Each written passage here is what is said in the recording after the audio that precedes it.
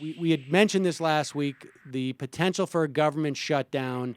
It appears now, I mean, just literally in the past hour, that this may not happen, and it's going to look more or less like the House is going to vote for a continuing resolution that extending the budget, in other words, that is going to attempt to defund Obamacare.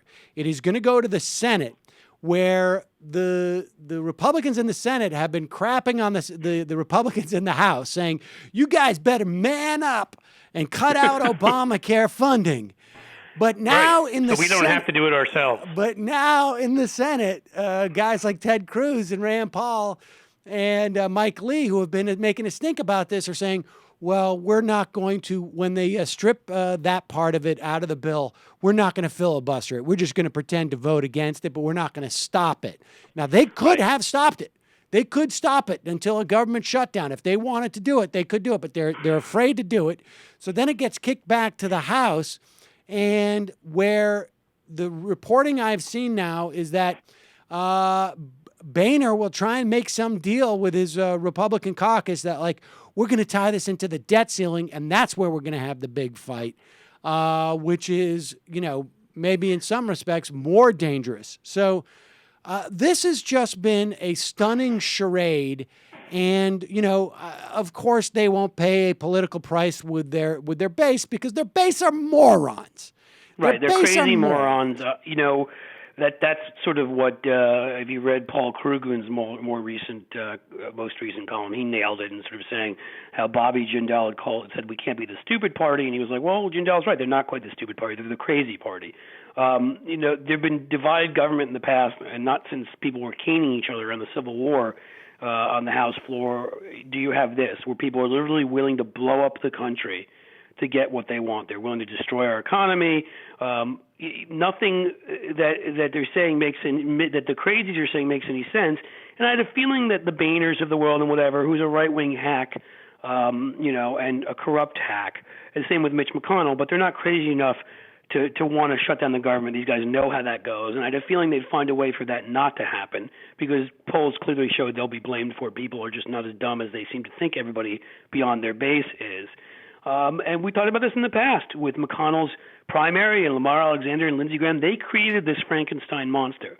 And when you say Obamacare is the worst legislation in 50 years and there's death panels and you make up all sorts of garbage that's not true, you kind of have to live up to it. And so they're being pressured to live up to it. That's sort of become one of these default positions, like not believing in any regulation of guns or not believing global warming exists.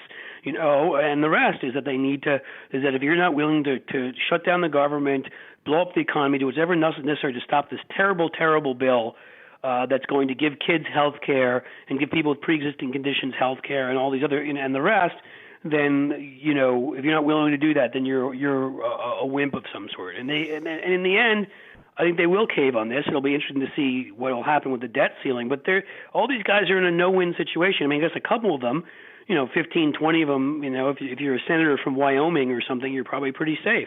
But any of these guys that live in any states where there really are any people that are sane and have at least, at least a year of a college education, are going to have to explain all of this. And if Democrats finally get the damn messaging right on Obamacare, instead of just going out and saying it's Obamacare, but talk about the individual aspects of what this does for people, how it gets people health care, how it helps children, how it helps women, then these guys are dead. Let them run on this. I dare them. Well, I mean, the thing is that and there's some reports too that the president is going to try and push Pelosi to deliver 50 votes for Boehner in the House to approve that final continuing resolution so that their people can still vote against it, but then just carry this fight to the debt ceiling. I hope to God that doesn't happen, because that would be just the ultimate weakness. But what occurs to me about this, and, what also, aside from the fact that in some respects the Obama administration may let them off the hook on this government shutdown, is when we see stuff like this food stamp battle, where the House yesterday voted 217 to, I'm not sure what it was, 215 or so. Basically, every Republican except for 12 voted to cut food stamps, basically throw 3.5 million people off the rolls. I'll talk more about it, the specifics of this, in the as the show proceeds. But $39 billion in cuts over 10 years. $39 billion in cuts. It'll throw let's off. Call it what it is, too, just to be clear. They're not cutting. They make it more abstract by just saying they're cutting food stamps. They're cutting $39 billion in food. That's what they're doing. So it's 3.5 million people this year, mouths. and then 3 million people over each year over the next 10 years. And it's people who have been out of work for an extended period of time. There are people who have received, whose states have applied to the federal government for a waiver on these restrictions that came in during the Clinton welfare program, which reform, which I have mentioned in the past, was a horrible piece of work, because when you get into a situation where you have such massive unemployment, you need the ability to help people. And this is just one of the cruelest things possible. But what it's going to do is it's going to end up, and I was on Hayes last night talking about this part of the conversation we had off of, but it sets it opens up the parameters of the debate where it becomes reasonable to cut a little bit of food stamps, where the Senate cutting, $4 million as opposed to 40 over 10 years just on administrative costs, which of course end up, denying some people food stamps, becomes the reasonable position. And, right. and this what is what the right is so good at, expanding the window by putting nuttiness out there. But this is where the Democrats, where it exposes the Democrats of being not just a weak-kneed per se, but frankly, a centrist party in its aggregate form. In other words, a what party? I'm sorry. A centrist party. Because if you are in the Senate, controlled by Democrats, and the House is sending you a bill to defund Obamacare as part of the continuing resolution, you should be trying to attach to that Senate bill that goes back to the House single payer for all. Single payer Medicare. And so make them deal with a version of this, which we should say by any reasonable measure, and I'm talking in terms of what the American population expresses through polls, would be more or less an acceptable position for the American public. Have a single payer for all, Medicare for all. Medicare buy-in at 55 you could add to this, and force them to vote against that.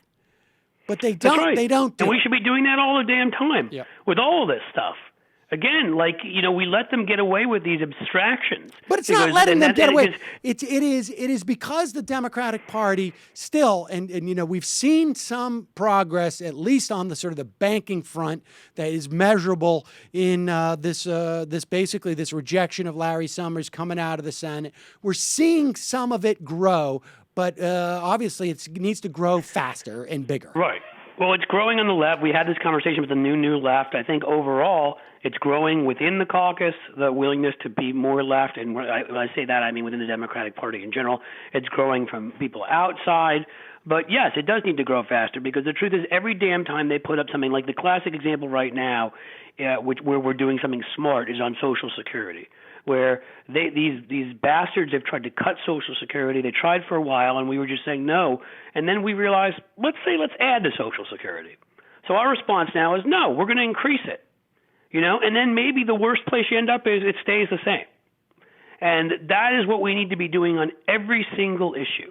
When they want to push the Overton window one way, we should push it the other way. The problem is we've got a president, and sort of, as we discussed, what mindset he's in still, even though he's got a coalition growing on the left, he still embraces this sort of centrist approach, and he still has repeated right-wing messaging about spending being bad and spending in the abstract. I mean, it just shouldn't be called spending. It should be called kids' food and kids' health care and women's health care, and let's call these things what they are. And, you're not cutting spending, you're cutting women's health care. You want women to not be able to get breast exams, so there's more breast cancer and more women die. That is what you want.